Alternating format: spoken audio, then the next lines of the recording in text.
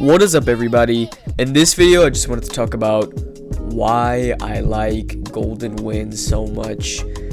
I feel like Golden Wind is in a place of some people love Golden Wind while other people hate Golden Wind, and I think it's in a weird state of like just limbo, honestly, of this guy just hates it, this guy loves it, this person just despises Giorno, this person loves Giorno. This video is not only going to be about Giorno because I've made a Giorno video in the past about why I liked him so much, but we'll touch upon Giorno a little bit in this video.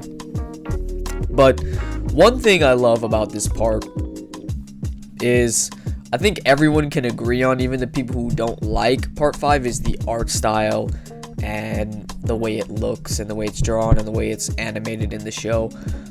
It's beautiful. It's a beautiful part, especially the animation in the show. It always comes off as just beautiful. It never ceases to just not look amazing. It just comes off as raw. The art style looks peak. It's amazing. Even the weird scenes, they just come out crispy. This art style just looks crispy. I love the lines and I love the movement and how it all just blends together really well to me. While some stuff in particular sticks out, maybe that's the point. Not too great at, describing art. I'm not the best artist. I'm just some dude who just watches anime sometimes, but I do love the art style for part 5. Another thing I love about part 5 that is overlooked is the group. The group of part 5 is amazing. They are very good. Part 5's group is just amazing. Every single member of this group, even Fugo, is pretty clean. My favorite is honestly probably a tie between Mista and Bucciarati. It's one of those two. It has to be. I'm leaning more towards Mista, but Bucciarati is a really close second. But I still love every single character in this part. Narancia is clean. Mista is clean. Giorno, Bucciarati, Trish, Abacchio. They all are really cool, and I feel like we see more of them being teenagers and mafiosos at the same time. Part 4, yeah, we saw them be teenagers most of the time, and they were kind of goofy. These guys are goofy and not right in the head, and we see that a lot of the time. These guys aren't normal, and they're not okay, and we know this, but we're still rooting for them because they're weird and they're fun to have around and to look at and to just be with. It's pretty cool. They all have their own cool personality and they all interact in really cool ways. Sometimes in other parts we wouldn't see certain characters interact with others, but in this part we see it quite often. A lot of characters interacting with a lot of different characters, reacting differently to other things like their deaths, which is my next point. Their deaths are terrible in this. It's so sad. I think their deaths in this part hit so hard, bruh. It is tough to watch sometimes. Narancia's death was, jeez, bruh. Like, I don't even know what to say. Hearing that person in Trisha's body just scream after seeing Narancia die, bruh, and then he started tearing up when he got off the bars and stuff. Just, it was terrible. And even when Fugo left, it felt like just a piece of these people, of this group, just tore apart, man. It was so sad. Narancia just bad, and also the stands.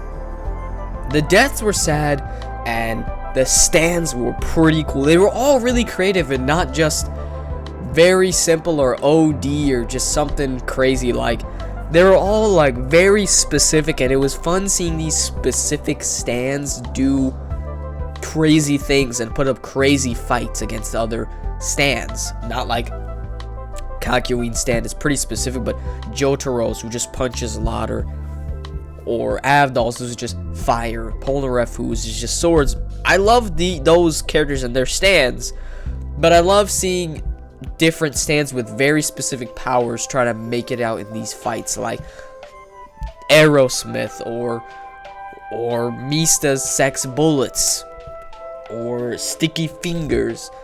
All those are really dope to see. All of them are so cool, because I don't feel like any of them are dumb OP, and sometimes characters lose, and Giorno is not just here to win 99% of the time. He definitely loses a fair amount sometimes. Not most of the time. Giorno doesn't lose most of the time, but Giorno puts the other characters and believes in them more in their abilities than him taking on the fight by himself and trying to make a comeback like Jotaro does. Like, Giorno would let Narancia try to win the fight because he believes in his abilities that much and wants to push him to his limits and push him to win the fight that much, to a point where he will let himself go down so Narancia can go, or sometimes he won't even let himself go down. He probably just went down because Giorno couldn't do it, and now it's up to Narancia. I think the fact that other characters get to do what they do best, which is fight and defend, is pretty cool.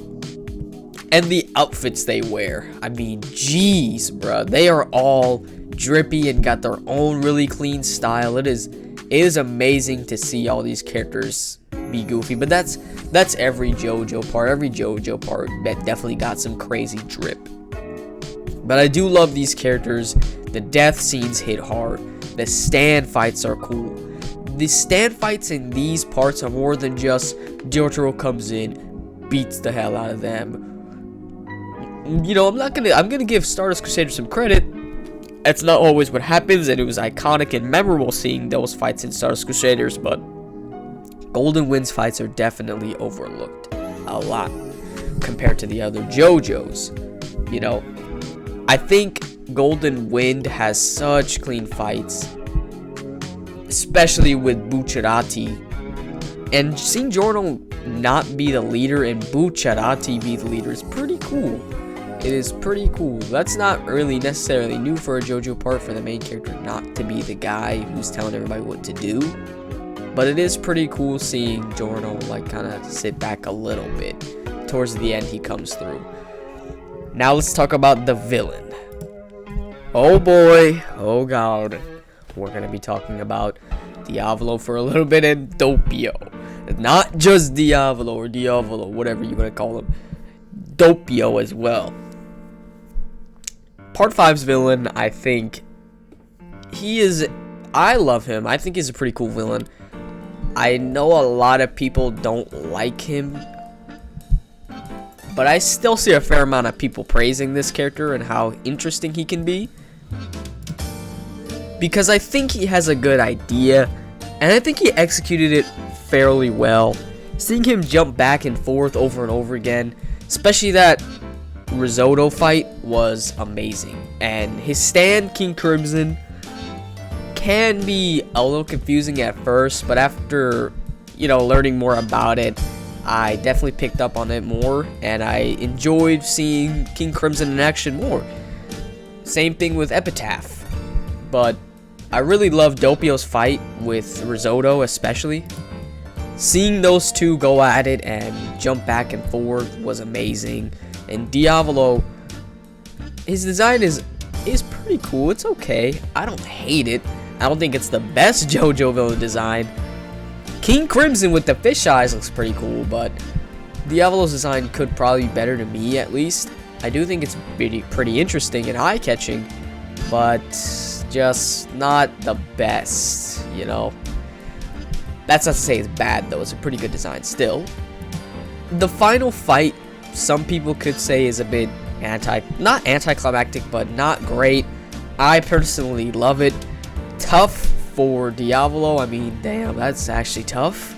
But I do enjoy the final fight, and I do also enjoy seeing Turtle Boy Polnareff come back, bro. That was pretty dope, not gonna lie. And some of the deaths are just so sad, bruh. But I do enjoy seeing the back and forth between everybody in this part. I see so many cool interactions in this part. It's pretty clean. Even their goofy things like Mista's number 4 or whatever is pretty funny sometimes. I also do think that this part is pretty brutal. All the parts are very, very brutal. Part 1, I mean, had a freaking dog being burned alive and then him jumping out of the freaking furnace. Jesus. But I think this part definitely goes pretty brutal too. Sometimes it's like, how did Mista survive 3 bullets to the head? Are you kidding me? Basically luck. But other parts do the same thing, you know. I can't get flack for part 5. But I do really enjoy part 5 and different things. Like even Mista interacting with sex bullets is pretty funny. Giorno doing the same thing with sex bullets, Bucciarati and all. Even the villains. Like yes, the Passione are amazing. But La Squadra are pretty clean. Every single one of those characters, those villains in specifically, are really, really dope.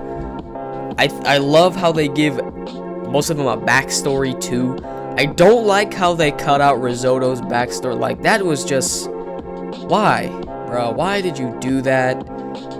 I don't understand. But whatever.